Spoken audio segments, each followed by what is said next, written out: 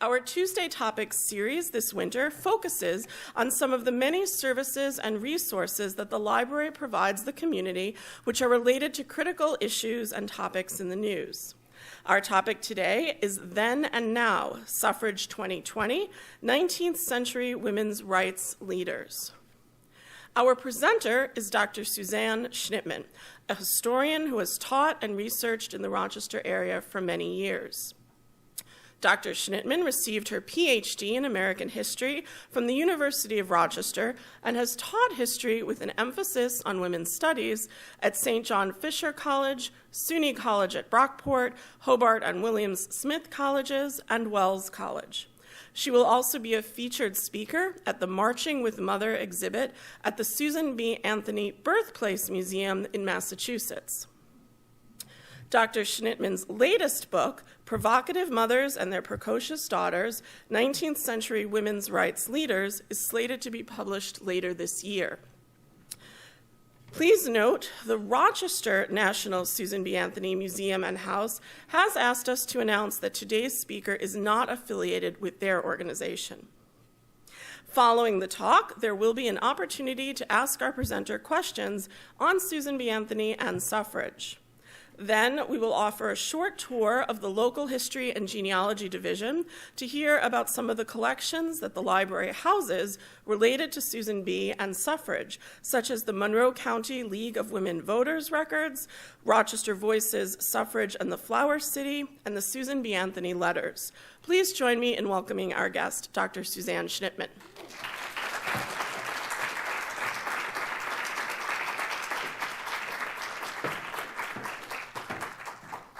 I evidently need to get hooked up here first. Thank you all for coming today. I'm just going to stick that right there. You're good. We're going to begin with a few little stories about the beginning of the movement. In July 1948, Elizabeth Cady Stanton told her husband, Henry, that she decided to include the right to vote among Seneca Falls Convention resolutions. "This will turn the proceedings into a farce," he said, "and I am leaving town for the weekend." When Elizabeth's father, Judge Daniel Cady, heard her intentions about the vote, he rushed to Seneca Falls to determine her sanity. 24 years later, in November 1872, Susan B. Anthony told Stanton, "Well, I have been and gone and done it, positively voted the Republican ticket straight this a.m. at 7 o'clock and swore my vote in at that." 3 days later, she was arrested for that crime in her parlor. In August 1920, Tennessee legislator Harry Byrne sat ready to vote on the ratification of the 19th Amendment. He held a letter from his mother in his pocket. She wrote, "Dear son, don't forget, be a good boy and help Mrs. Catt. Vote for suffrage and don't keep them in doubt." Facing a close and controversial vote, Harry said yes, making his state the necessary 36th vote to ratify the Susan B. Anthony Amendment. These are only 3 moments in the 72-year fight for women's suffrage in America. The struggle was characterized by its duration, its division, its diversity, its dissent, its drama, and its devotion. Let's take a look at a few of these.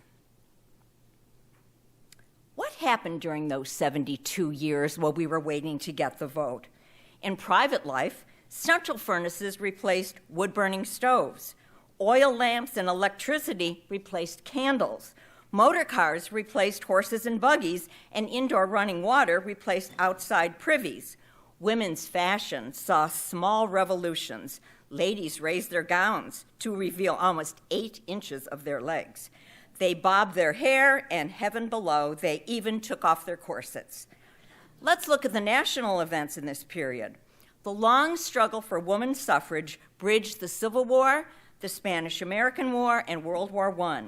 It endured through 18 presidential administrations, and it saw the ratification of 6 constitutional amendments. During this period, the country's population increased fourfold, from 24 million to 105 million, and it expanded from 30 to 48 states. Division defined the fight. The suffrage movement began in unity, but disputes plagued it after a few decades. Early objectives were broad. Leaders based their argument on the vote for equality. They also included property rights, child custody, and divorce reform. They were mostly women. They met informally, crowded into churches, courtrooms, and public halls. They formed a network of sisters who became close through personal associations. They corresponded in between meetings. They shared news of their marriages and their childbirths. No one held office at their meetings. No one created a constitution or bylaws, and no one formed a budget. They would never have considered an official newspaper. It took all of their energy to advertise the convention calls in local papers, enlist speakers who spoke loudly enough, and find safe boarding houses that their members could afford. Discord began during the Civil War, when the leaders persuaded Susan B. Anthony to postpone all conventions until hostilities ceased. After the war, with slaves freed, new challenges faced the woman suffrage leaders. They had all opposed the 14th Amendment, which made men citizens and which said that men could vote. But they disagreed over the 15th Amendment, which, by the way, has just had its big anniversary, 150. It granted black men the vote. Factions developed over this preference for, quote unquote, the Negro hour. Factions also arose over strategy. Should they win their vote state by state, or should they work for a federal amendment? In 1869, the American Equal Rights Association, which had been holding the sides together since the war, dissolved. The National Woman Suffrage Association, under Susan B. Anthony and Elizabeth Cady Stanton, split off to focus on a federal amendment to legalize suffrage. The American Women's Suffrage Association, under Lucy Stone, focused on state legislatures to legalize suffrage. Some historians argue that this division delayed the vote, prolonging the battle, but I disagree. I believe the split taught the leaders how to organize themselves, how to run formal organizations instead of loose conventions. They did establish newspapers. They traveled extensively to gain members and subscribers. They met a variety of voters, from Ohio farm women to Cincinnati shopkeepers. In 1890, the two groups reunited as the National American Woman Suffrage Association, which you'll hear me call NASA. Susan B. Anthony and Elizabeth Cady Stanton were elected the officers, later followed by Anna Howard Shaw and Carrie Chapman Catt. This formal organization led the women's suffrage movement for at least 30 years. NASA narrowed its focus to one goal: winning woman suffrage. It became pragmatic, widened its memberships, and attracted the influential Women's Christian Temperance Union. NASA adopted a state-by-state campaign. Nevertheless, division continued. Victory remained at bay. Some call this the period of the doldrums. Between 1896 and 1910, not one state granted women the right to vote. In 1916, it was time for new tactics and another division. The young, brilliant Alice Paul broke away from NASA to found the National Woman's Party. It added new zeal to the fight. Its small membership chose a more radical route to suffrage with unrelenting, in-your-face tactics. Anna Howard Shaw and Carrie Chapman Catt continue to lead NASA. diversity in women's suffrage. The women's suffrage movement encouraged a variety of supporters from its earliest years, young and old, men and women, rural and urban, working class and middle class, but it failed to embrace racial diversity. When black women saw that many whites opposed the amendment to give black men the vote, they formed their own suffrage organizations. Ida B. Wells and Mary Church Terrell were two of hundreds who led them.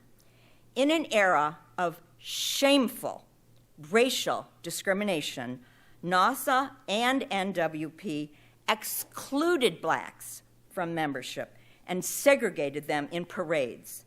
Some of this sorry story of history is being revealed in the centennial that we are celebrating now. I urge all of us to pay attention and learn from this disgrace.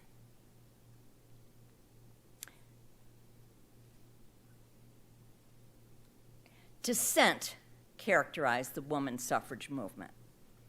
Women themselves formed strong anti-suffrage effort.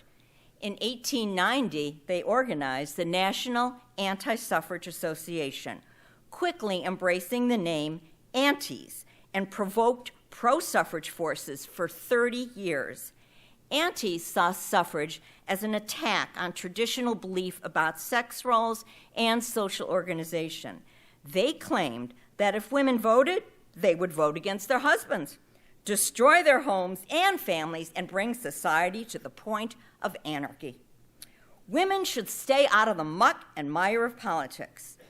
When an interviewer asked Susan B. Anthony why she didn't try harder to persuade the women who were against vote, she said, "The men have the vote.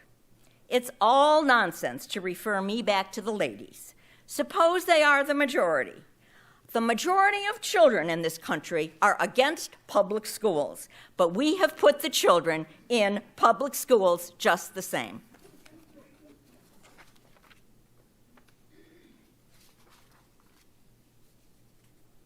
Drama. Women's rights fighters learned early how to capture an audience. Lucy Stone spoke to quote-unquote promiscuous audiences. Those consisted, shockingly, of both men and women. And this happened years before Seneca Falls Convention. After irate crowds hurled rotten fruit and spoiled eggs at Lucy, turned out the lights, and threw pepper on the furnace, she saw the value of her voice. The incidents energized her, as they did other women. Armed escorts were enlisted to usher them into lecture halls. Harriet Stanton Blatch, daughter of Elizabeth Cady Stanton, also saw the value of drama. She orchestrated events to get the public's attention. Most convincingly were her suffrage parades.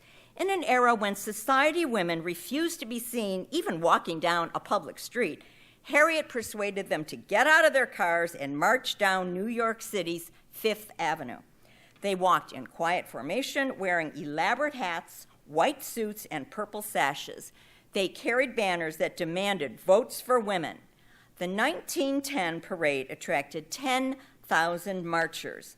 5 parades later, the marchers and spectators had more than doubled. By then, public people cheered them enthusiastically. Alice Paul took that idea to Washington, D.C. In 1913, when a crowd gathered for President Wilson's inaugural, marchers met heavy ridicule from observers. Some of them grabbed and trampled the women's banners, toppled their floats, and yelled obscenities. Even worse, they spat at them, pinched them, and groped the women as the police turned their backs. The drama continued. In 1917, when the women picketed the White House, never before had any group of protesters so defiantly confronted a president. For 13 months, in rain and shine, snow and sleet, on every day except Sunday, from 10 a.m. to 5 p.m.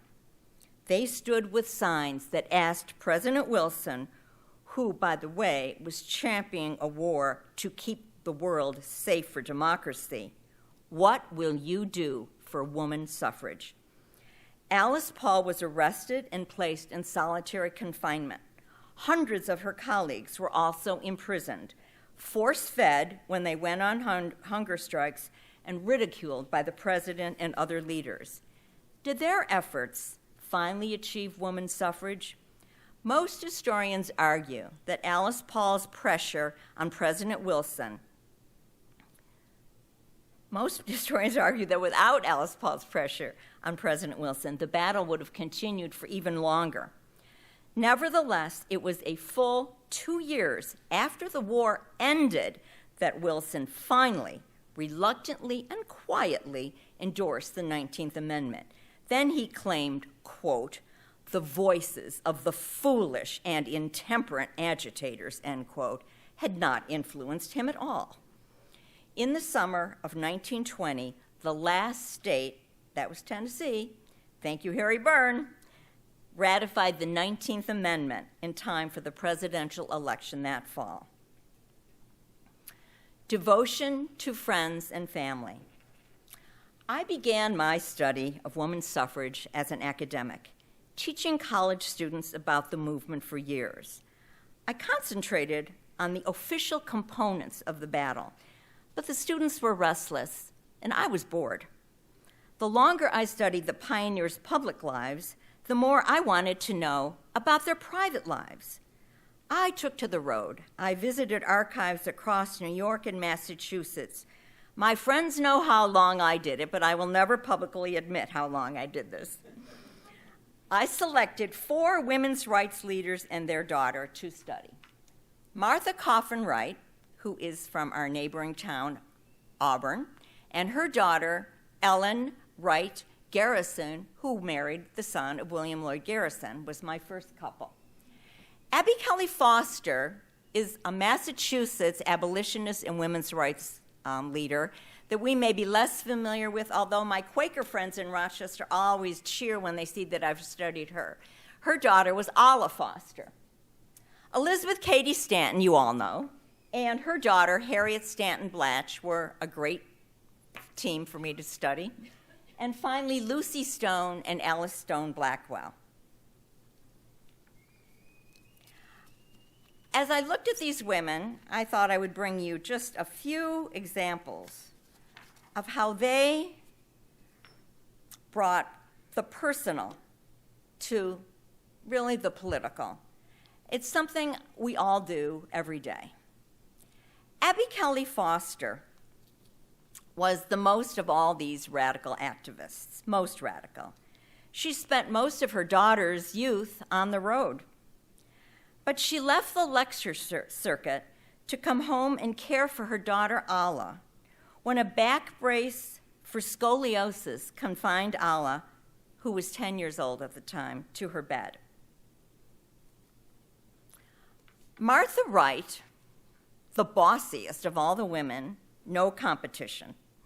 She wrote letters to her 12-year-old daughter, Ellen, at boarding school, telling her to, quote, "take care of your younger brother, write better letters with fewer flourishes and better spelling, read nonfiction instead of fiction."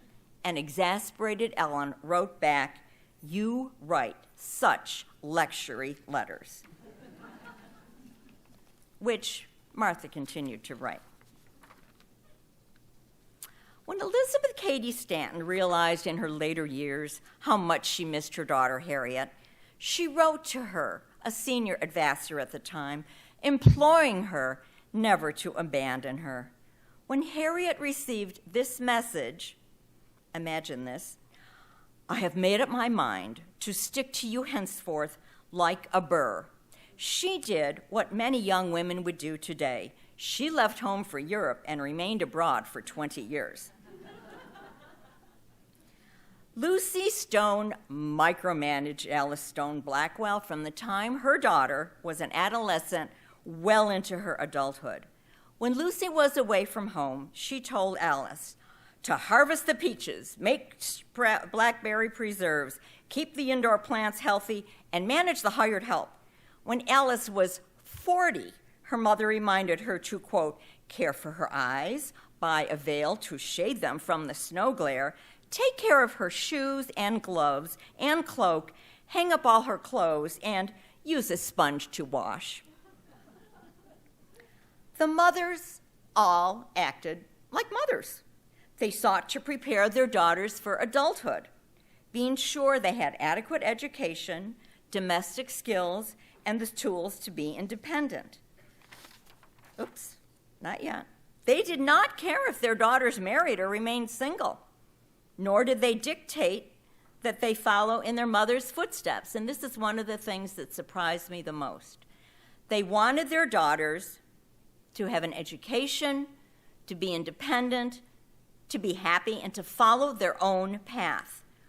What they all agreed on for their daughters was what Lucy Stone told Alice at her deathbed, at Lucy's deathbed: make the world better.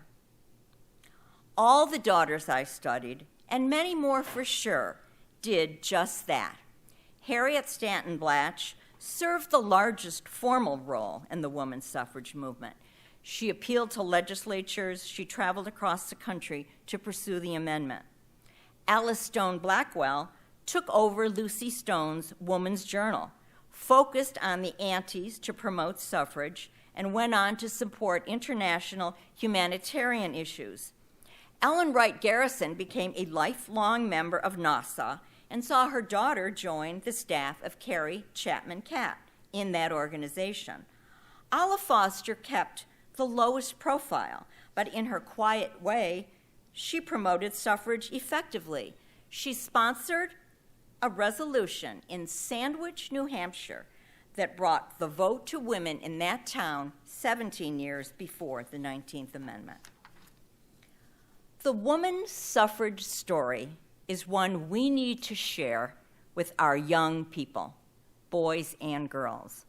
I'd like them to see themselves in the lives of the families I researched.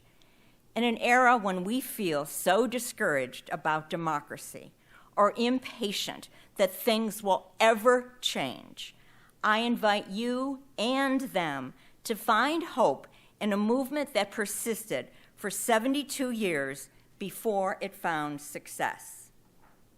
Let's end on Susan B. Anthony, who Rochester rightly claims as our own hero. This provocative woman, whose 200th anniversary we celebrate this week, left these words, I quote, "There is much yet to be done. I see so many things I would like to do and say, but I must leave it for the younger generation. We old fighters have prepared the way. The young blood, fresh with enthusiasm and with all the enlightenment of the 20th century, must carry on the work." Thank you.